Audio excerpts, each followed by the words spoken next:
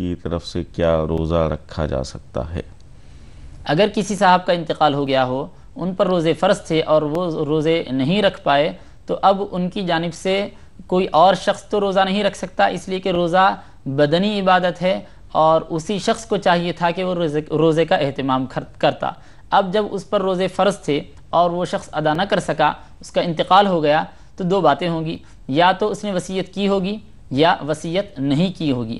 اگر مرحوم نے یہ وصیت کی ہے کہ مجھ پر اتنے روزے فرض تھے اور اس کا میری جانب سے فدیہ دے دیا جائے، تو ورثہ کو چاہیے کہ میت کے مال سے اس کے 1/3 حصے سے اس کا فدیہ دے دیں۔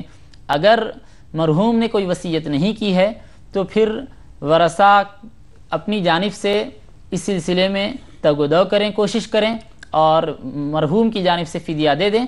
اللہ کی ذات سے یہ امید رکھیں کہ اللہ تبارک و تعالی مرحوم کی جانب سے اس فدیے کو قبول فرمائیں اور ان کے روزے کا ان کو اجر و ثواب عطا فرمائیں۔ ٹھیک۔